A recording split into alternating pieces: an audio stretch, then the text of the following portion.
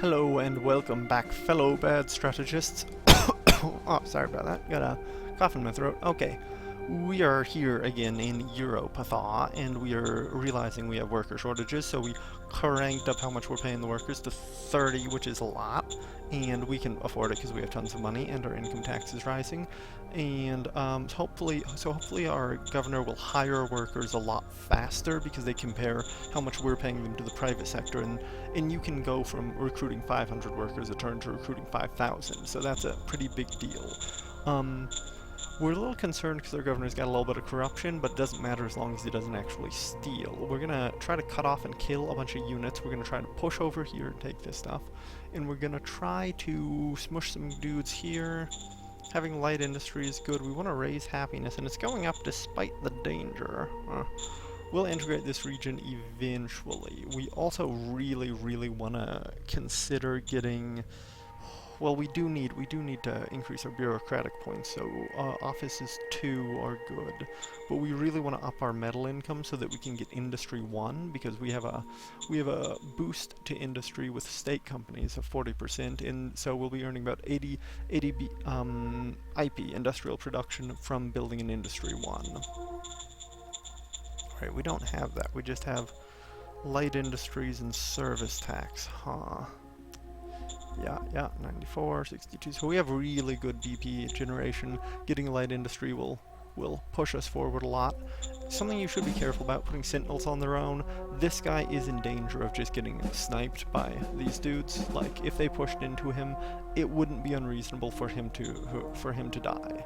It happens. You shouldn't leave units like this on their own. It's rather dangerous. He's not as sturdy as our Zions.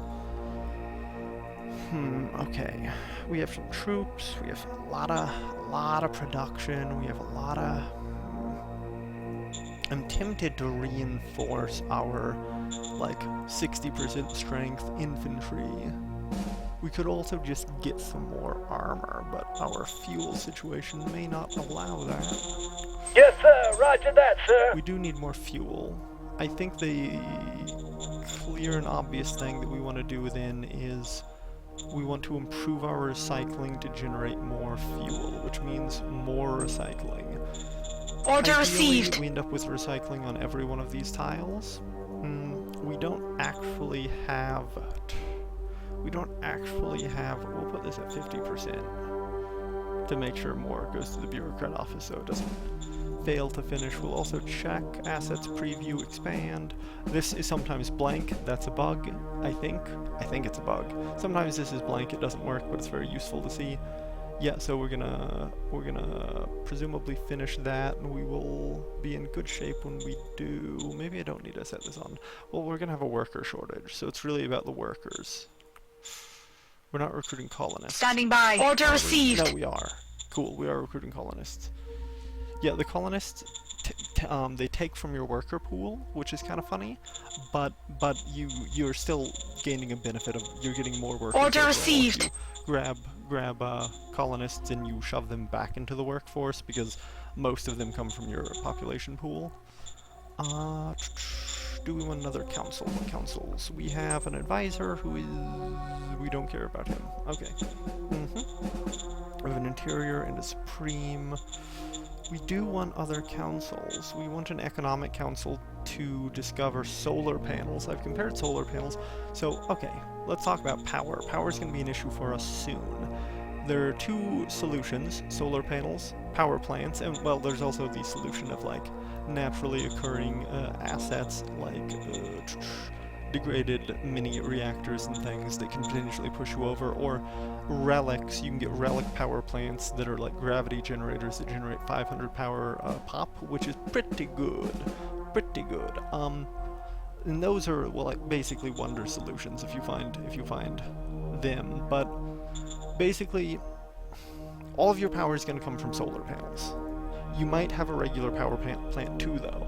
The problem with the regular power plant is it consumes loads of fuel, and it only produces 5 times what solar panels produce, and solar panels take 100 rare metals to produce, and regular power plants take several hundred units of regular metals to produce. So basically, solar panels are vastly more cost-effective, but you might still want a regular power plant to keep mothballed until you need it, in case you have a sudden shortage you weren't expecting.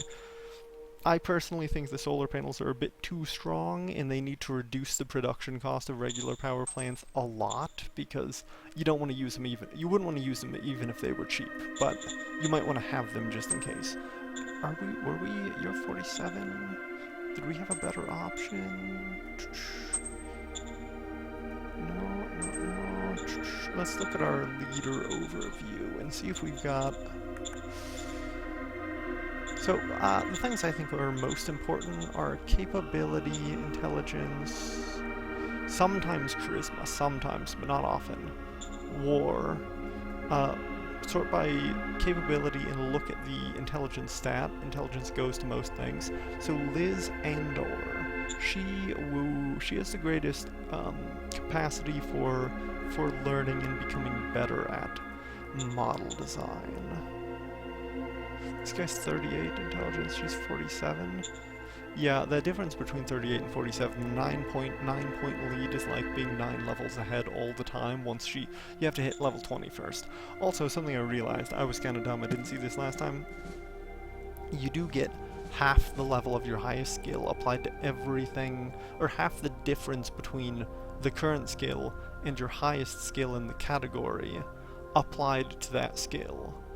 But I was looking over here at the total last time, and that confused me. So the skill level is 24, which means half of 24 is 12, which means each other skill in the category that is level 0, the difference between 0 and 24 is 24 divided in half is 12, gets 12 as a modifier to it, which is why these are all reading as 12. Yes, I was looking at the total last time, and I was like, well, half of 71 would be... and that was bad, so don't do that. Do we want this guy? I mean, he's a technician. He's already in the skill. Do we want him to, do we want someone who will be better in the long term? Then again, we could use her elsewhere. There are a lot of councils who could use her. Then again, councils, oh, he's a really good inventor. We'll use him for research. Yes, sir. We'll use her and she'll get better in the overtime. Roger that. We will not buy slaves. Sad face. I really want slaves. Important to note, your OHQ leaders benefit a lot from charisma as well as war, because leadership affects morale. He's real good.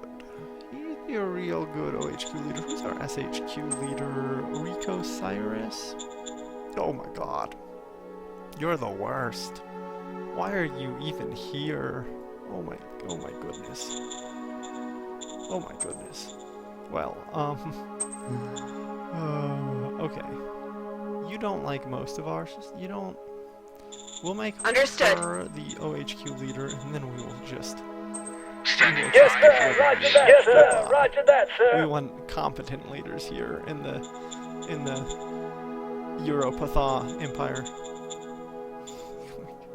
Yeah, sometimes you have real bad leaders. You don't have to replace them immediately, but the sooner you replace them, the sooner the new leaders start accruing experience. We also don't want to use a road for connection forever. We would like to upgrade this to a...